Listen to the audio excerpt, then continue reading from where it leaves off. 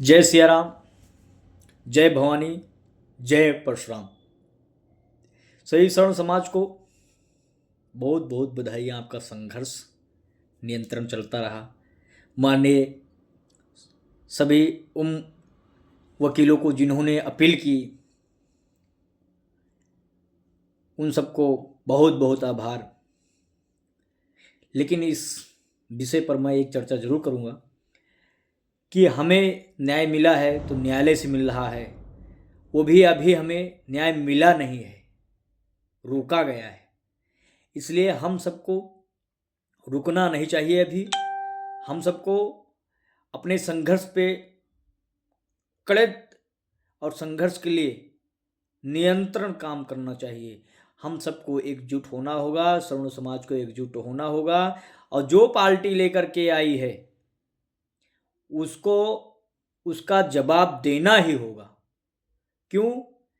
क्योंकि वो सत्ता में अगर आई तो सवर्ण समाज लेकर ही आया है।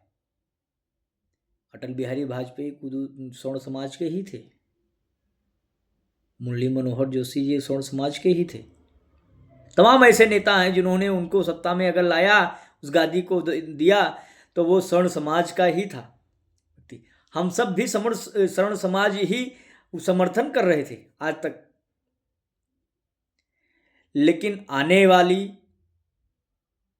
हमारी स्थितियां ऐसी बनाने वाले थे ये लोग कि हम काल कोठरी के कारागार में रहें।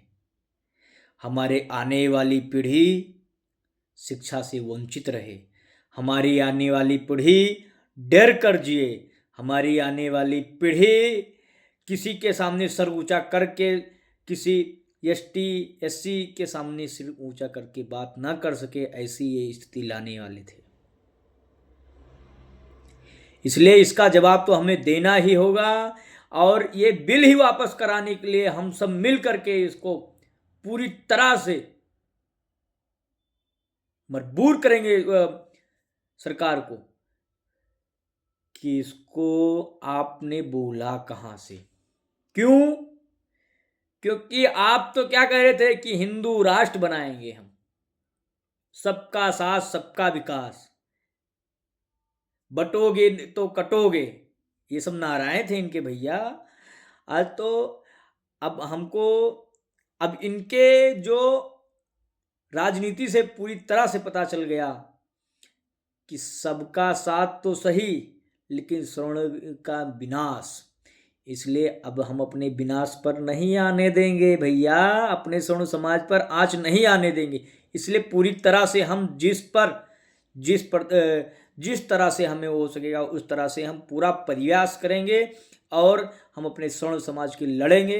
क्योंकि हम सबका ये कोई हमारा सबका विचार एक तिक्त नहीं विचार था। एक ऐसा मेरे मन में ऐसा कोई शांत हम सबके मन में ऐसा कोई विचार ही नहीं था कि ये एसटी है एससी है, इसका कोई विचार नहीं था।